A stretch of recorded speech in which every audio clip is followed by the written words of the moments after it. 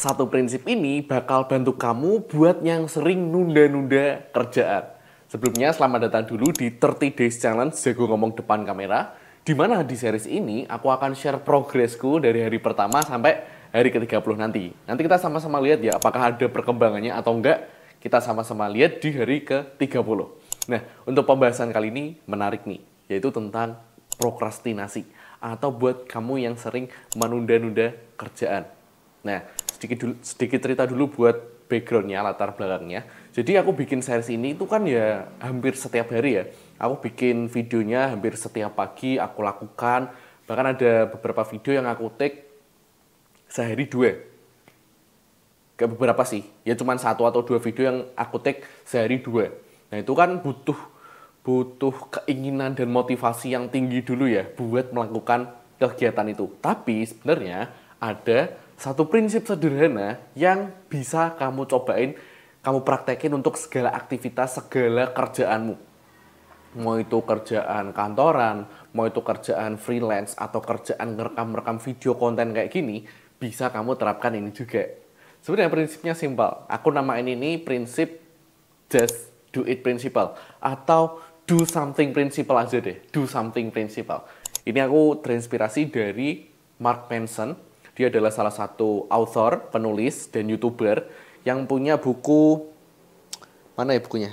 Oh ternyata nggak ada. Bukunya tuh sebuah seni untuk bersikap bodoh amat. Ini buku yang menurutku seru banget, yang bikin aku tuh kayak pengen, ya udahlah, just let it go.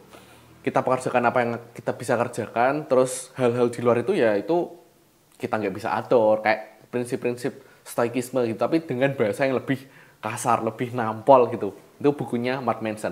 Nah, di salah satu videonya dia juga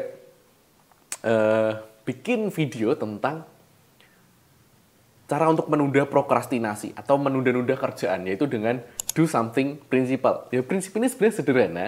Jadi kamu cukup perlu melakukan sesuatu aja.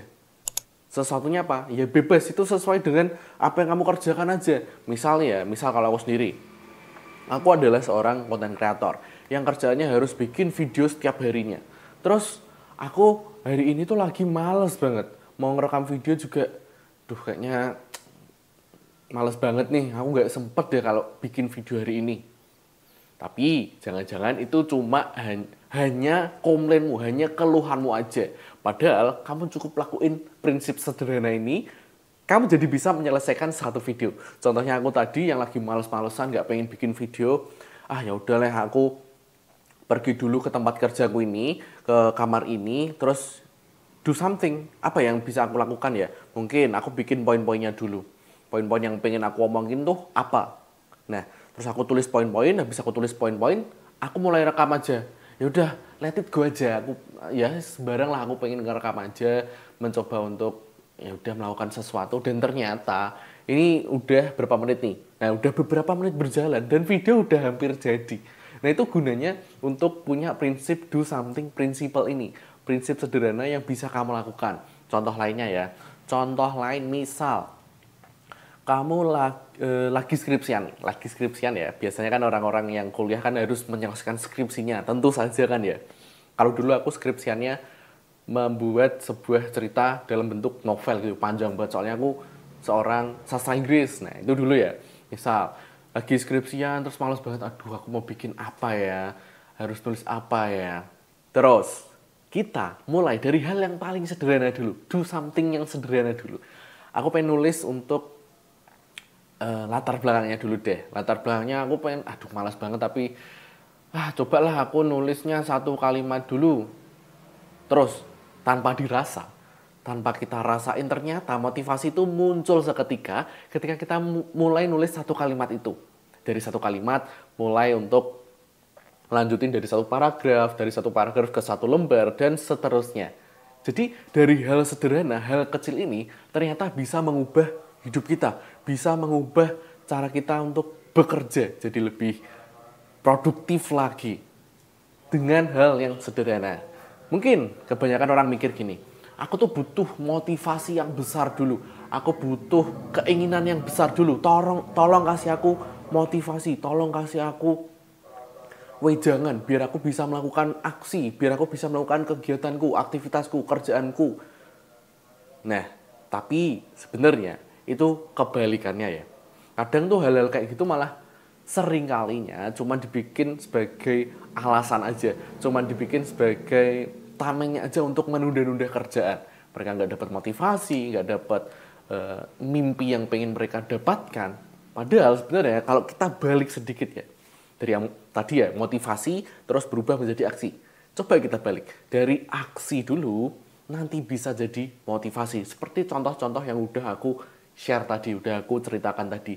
Jadi ketika kita melakukan aksi ini di awal dengan hal yang paling sederhana banget, terus nanti akhirnya lama-kelamaan akan muncul motivasi untuk selalu mengerjakannya.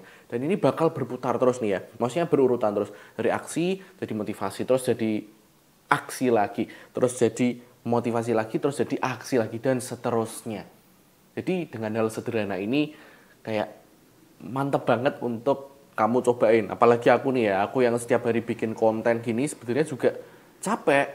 Sebenarnya juga pasti pernah merasa kesel, merasa marah, merasa jengkel. Kok aku nggak bisa-bisa, kok aku malas-malesan terus. Tapi ternyata kalau kita melakukan itu, pasti nanti bakal ada momentumnya. Momentum di mana kamu bisa termotivasi untuk melakukan terus. Nah ini udah hari keberapa nih ya?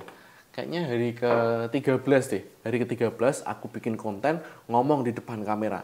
Dan aku senang banget ternyata dari hal kecil itu udah tahu-tahu tuh udah 13 hari, udah hari ke-13. Kan ya ini aku menerapkan do something principle juga. Simple tapi bermanfaat untuk perkembangan diriku. Baik itu secara personal atau secara karir, itu bisa membantu perubahan diriku jadi lebih baik. Nah, jadi itu dia prinsip sederhana yang aku harap kamu juga terapkan ini ya. Karena ini prinsip yang menurutku baik untuk kamu terapkan juga buat yang sering nunda-nunda, sering prokrastinasi. Nah, ini kita udah sampai di penghujung video. Jadi videonya simple aja, singkat aja. Dan aku pengen ngiklan lagi. Nah, kebetulan di kelasku udah ada beberapa member-member yang join. Terima kasih banyak member-member yang udah join. Aku senang banget, apresiasi banget buat kamu yang udah masuk kelas jago ngomong depan kamera. Di situ aku share juga tugas-tugasnya apa aja, materi-materinya apa aja. Terus aku kasih juga 7 checklist 7 hari jago ngomong depan kamera. Di mana kamu bisa mengikuti itu dari hari pertama sampai hari ke-7. Yang harapannya di hari ke-7 ini udah bisa jago ngomong depan kamera. Oke, jadi gitu aja untuk video kali ini. Buat kamu yang pengen ikutan juga, bisa langsung cek link di deskripsi. Jangan sampai kamu menunda-nunda lagi untuk mencapai karir yang kamu inginkan. Untuk mencapai impian yang kamu inginkan. Yuk kita mulai wujudkan mimpi kita bareng-bareng lewat skill sederhana ini.